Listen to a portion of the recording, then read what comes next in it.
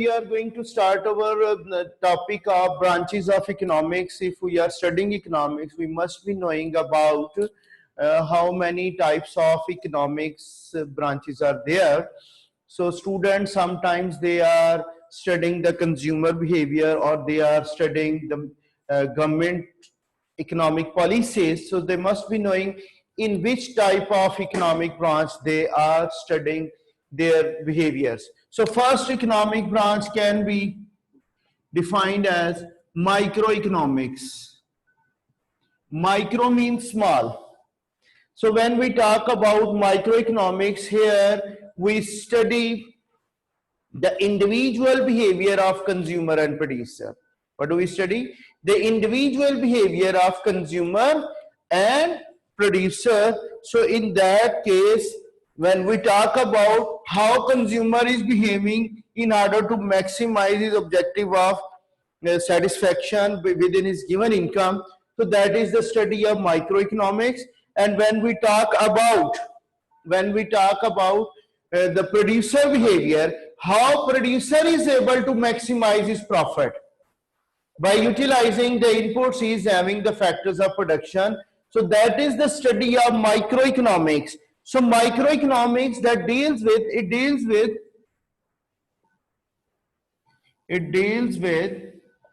individual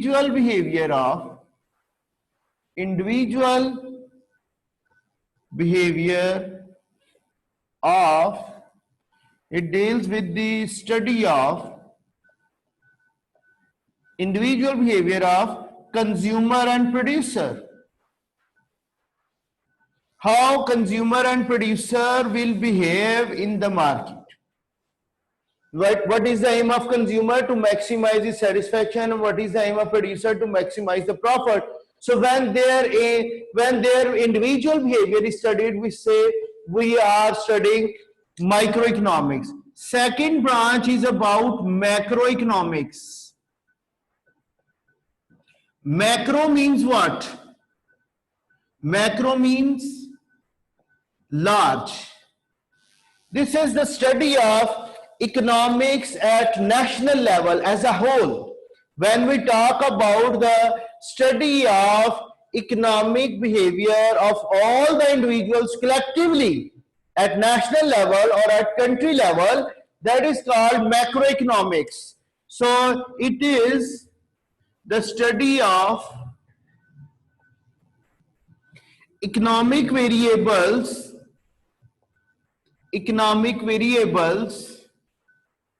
at the national level.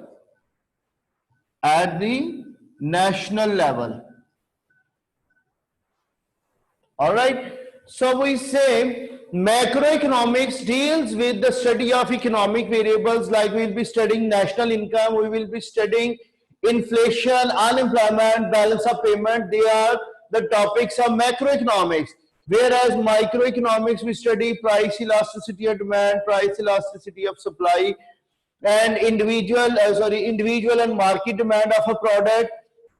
And in macroeconomics, we study aggregate demand and aggregate supply. So at aggregate level or at national level, we study the economic variables at macroeconomics, whereas at individual level, we study the economic variables in microeconomics. The individual behavior of consumer and producer will be analyzed in micro, whereas at national level, how are they behaving, that will be studied in macroeconomics. These two branches are there. And the third branch of economics, which is also called different types of statements are given, that is called positive economics. Positive economics means what? It deals with the economic facts and figures. It deals with economics. It deals with the economic facts and figures. Facts and figures. Like if price falls, quantity demand will increase. This is fact. Whether a commodity is merit or demerit, like if price of wine is going to decrease, its demand will definitely increase. If price of cigarette is going to decrease, so its quantity demand will also be increasing. But this is the fact. Whenever government spends money, it will reduce unemployment in the economy. This is fact. When government is spending on development projects, it creates employment opportunities, therefore unemployment will fall. So it answers the question, what to be? What is the fact? Like government spends money, then it will reduce unemployment. It will reduce. It is using the variable helping verb as will. So whenever we are having any of the positive statement in our MCQs, there are 4 statements given A, B, C, D, and it is asked which one is a positive statement, and you have to find where economic fact is present. It will have these helping words is, are, am, was, were, or will. So they are used in order to explain the positive statements or positive economics in our MCQs. So positive economics that talks about the economic facts and figures. So it answers the question what to be. So there can be different types of positive statements in our final MCQ paper. So we'll be finding the right statement which is showing us the factual knowledge. So that is about the positive economics. Now come towards the fourth branch of economics, or we say in our syllabus it is given a name of normative statements or normative economics. Normative economics. Now, it talks about the value judgment in the society. How consumers are considering, how the society members are having their opinion about certain commodity.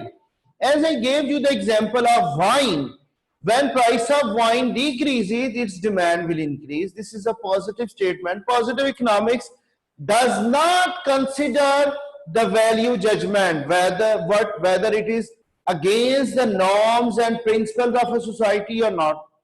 Their aim is to maximize profit. That is why the positive economics says that means whenever we are having these types of products, they should be consumed according to these positive facts or positive economics. But normative economics says what are the norms or values of a society.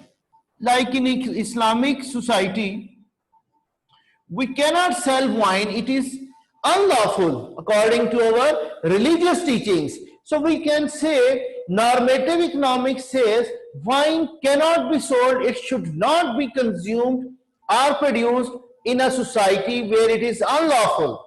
So this is a normative economics which gives us the opinion or value judgment whether a good should be consumed or not.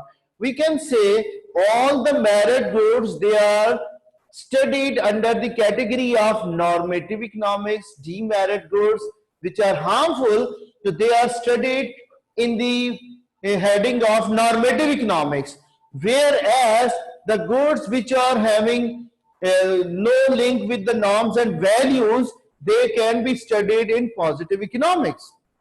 Okay, normative economics, it answers the question what ought to be, what must be there, that this commodity is harmful, it should not be consumed and produced, and education and health facilities, they should be demanded by the consumers.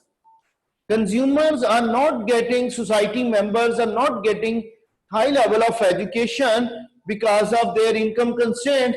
The government says or society says we should be getting more education as it will benefit in future to our children. Okay, so health condition, we should also be having the health facilities with us. Health should be provided by the government because it is essential for everyone to live a long life. It is in the benefit of the people to live a long life if they are provided better health facilities in the society by the government. So normative economics that talks about norms and values and virtues of a society, so they will be giving us the opinion whenever we find the value judgment in our statements, that is normative economics. Like we say, it is unfair to have more unemployment.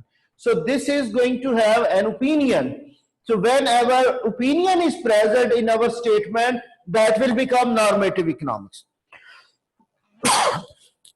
So I gave you three types of branches of economics, and now I'm going to move towards another one, which is called development economics. In our A2, we are having these 4-5 branches studied.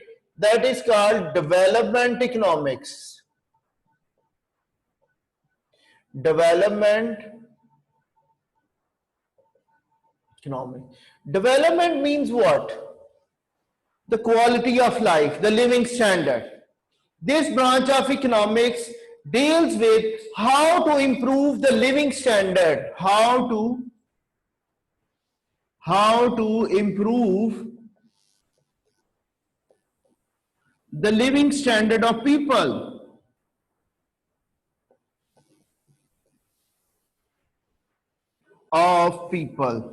In a country.